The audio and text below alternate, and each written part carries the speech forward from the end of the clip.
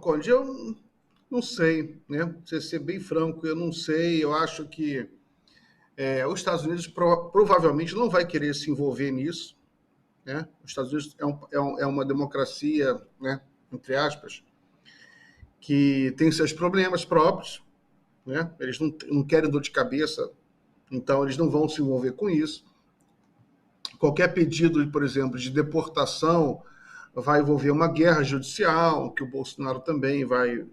Mas, para ser franco, eu não estou tão preocupado com isso, né? Eu estou preocupado, sim, que os casos sejam apurados com muita propriedade, com muita objetividade. Eu estou muito cansado de processo judicial feito nas coxas, processos políticos, né? Não interessa ao nosso campo nenhum processo político. A gente sabe que o Bolsonaro é criminoso porque a gente viveu isso, é uma coisa muito objetiva. Teve uma CPI muito bem conduzida, mais da metade dos mortos pela pandemia foram devido à má gestão do Bolsonaro, né? E outras coisas. A gente viveu isso, né? E politicamente nem se fala, né? Um fascista, autoritário. Mas, enfim, eu quero que tudo seja conduzido com muita propriedade, muita objetividade, não tenho pressa nenhuma. Conde, tem uma frase muito antiga que se fala: vingança é um prato que se come frio, entendeu? Então, eu estou pronto para comer a comida fria, a minha vingança contra o bolsonarismo, não tenho pressa nenhuma, entendeu? Para comer esse prato.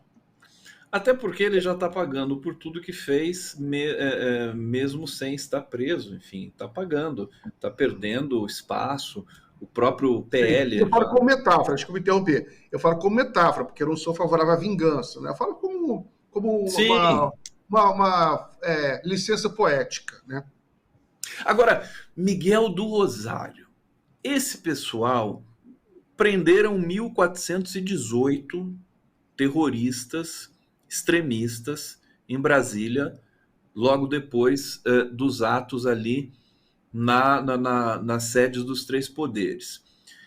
Agora vem o processo de vão ouvir, eles estão presos na Papuda. Inclusive o Gilmar Mendes mandou soltar 85 mulheres para abrir espaço, para abrir vaga lá na Achei colmeia, que é maravilhoso isso. a papuda feminina lá, que elas já não deveriam estar mais presas e tudo mais.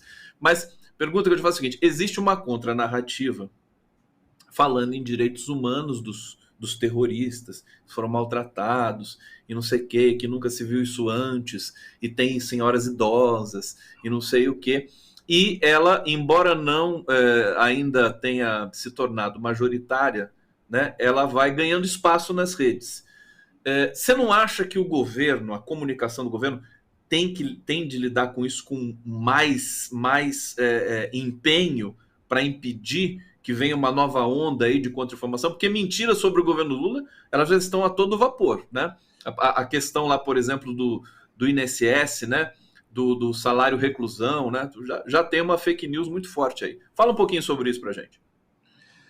Eu concordo que os desafios impostos pela realidade à comunicação do governo Lula são imensos.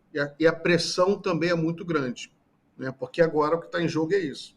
Né? O que está em jogo é como isso vai ser comunicado. Está muito claro, por exemplo, para quem tem o mínimo de lucidez, eu não falo nem para quem é de esquerda, para quem tem lucidez no Brasil, que tem bom senso, né?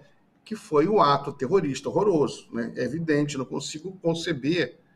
Eu não quero viver num planeta, eu não consigo conceber que exista algum tipo de civilização que conceba você destruir completamente, sem razão nenhuma, só desejando um golpe militar, né? Palácio do Planalto, STF, Congresso, e acho que isso é normal, né? Não é normal. É um ato terrorista gravíssimo, foi o pior ato terrorista da história brasileira, né? Então, a comunicação do governo tem um desafio muito grande, a pressão é muito grande, né?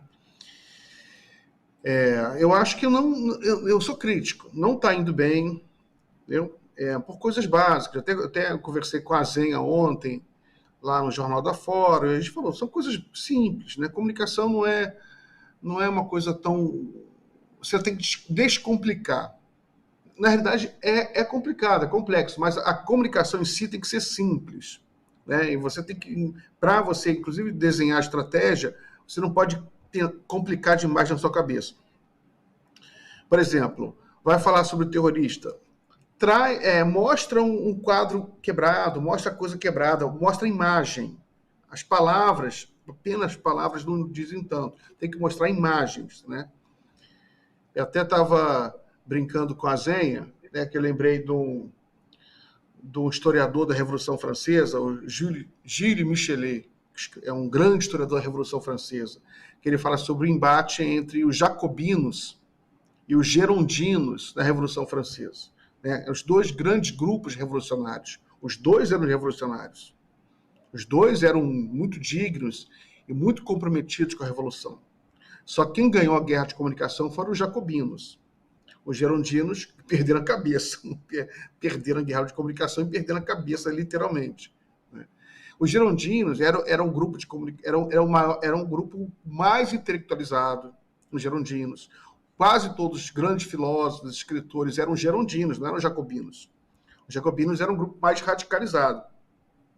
Só que os gerondinos achavam que iam ganhar a guerra de comunicação, escreveram longos artigos nos jornais. Os jornais, a maioria dos jornais eram gerondinos. Os jacobinos tinham eles tinham alguns jornais, poucos, mas tinham. O Marat, o famoso Marat, era jacobino. Mas a maioria, que era esqueci o nome agora, o negócio do Povo, né? A Hora do Povo, que era o jornal do Marat. Mas a maioria eram gerondinos. E os gerondinos achavam que iam ganhar a Revolução, escreveram artigos maravilhosamente escritos para os grandes escritores franceses, filósofos franceses, né, sobre o Condorcet, os grandes filósofos, explicando a importância da Revolução. Os artigos eram muito bons, tanto que viraram material para a história, viraram textos clássicos para analisar a história, são textos gerondinos. Só que ninguém conseguia ler aquilo na hora da Revolução.